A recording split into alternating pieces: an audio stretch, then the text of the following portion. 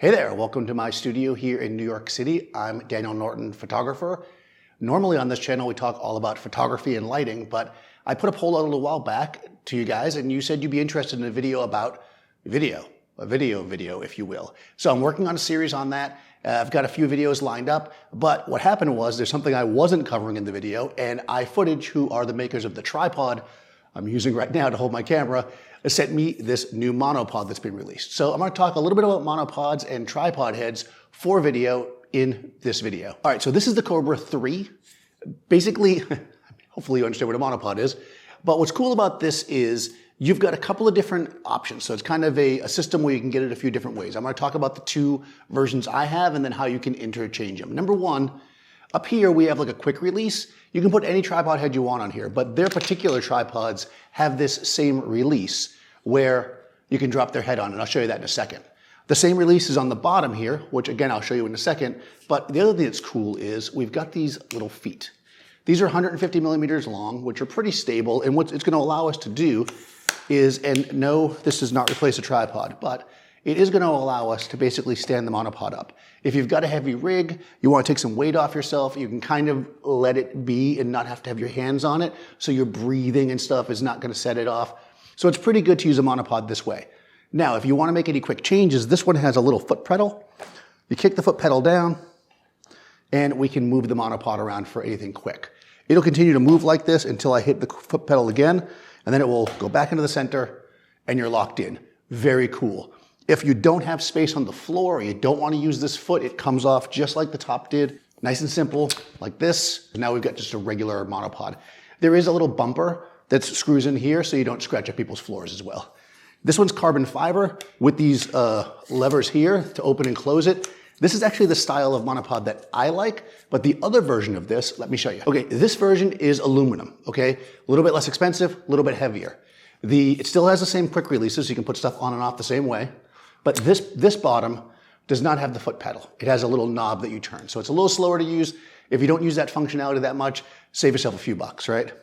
Aluminum, and this is one thing I do like. So I'm always up in the air about this. Let me know in the comments below what you like. These screw to tighten are great because you can go like this, and open the whole thing up at once, or close it at once and lock it.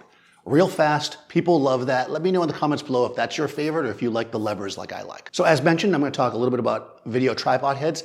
I use the K5 right now, filming myself. This is the K5s with a few upgrades, so we'll talk about that. Okay, so what makes a video tripod head different than a regular tripod head?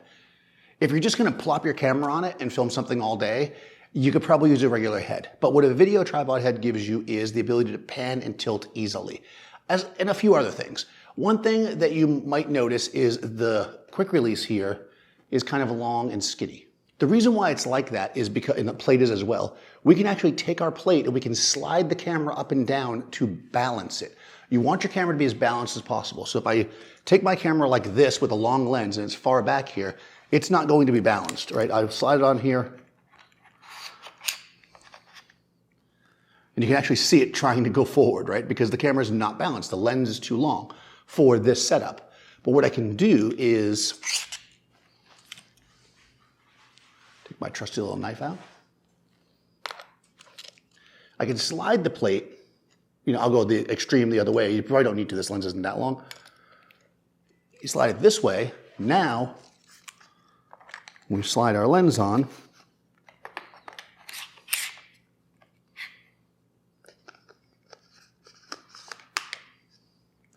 we can see this is now perfectly balanced. Don't leave your camera like this. Okay, so we tighten it up where we want it, and of course you can slide it back and forth if you needed to, right? You can maneuver it with anywhere within there. Like that would be too far forward again. So we get our camera balanced, and then what we want to do is the other side of this, let's see if I can do this backwards, is you see here there's an adjuster. We can adjust this here. This is for our tilt. When we loosen this, depending on how much we loosen, it's going to determine the amount of pressure. You don't want it to be super loose. You want it to have some pressure to it. And if your camera is balanced correctly, you can see slowly it's leveling itself. And that's basically what you want. You want the camera to go back to center, and that's how you kind of know it's balanced. There's a lot more into balancing. If you want a whole video about balancing, let me know, but that's probably not for photographers as much. But basically it's balanced here. It's going to eventually go back to center. And again, this is your tilt. Your panning is controlled here. And again, there's pressure on it. That's the important part, right? So that when I turn it, it's nice and smooth. We get nice, smooth, oh, I'm filming you, panning like that. And that's what you want. All right, couple other things. We have a handle here, as you can see. You can adjust it to your preference as far as where it is. And that, again, allows you to have leverage on the camera to allow you to move it slower. I could be saying anything right now and you can't see my face, which is great. It allows you to have leverage on the camera so you can move it slower, right? So we can basically get a nice tilt on it depending on what we want it to be. They're on both sides, so if you're left or right-handed or you want to move things around, but also they're threaded in such a way that you can put arms and stuff like that into it. So you can build your rig up around the camera, which we will definitely talk about in a future video.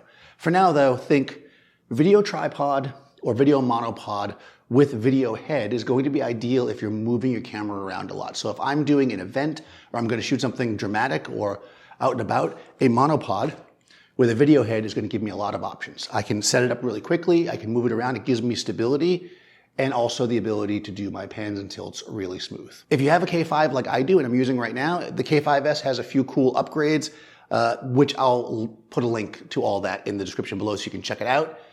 These are really great products. I've been using iFootage stuff for a long time, so I recommend it highly.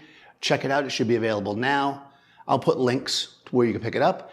And also in the description, you'll find a link to my Discord server if you want to sign up there and join the conversation, and a link to my Patreon if you'd like to support the channel. Go ahead and like the video, subscribe to the channel, ring the bell, do all the good stuff, and I'll see you next time.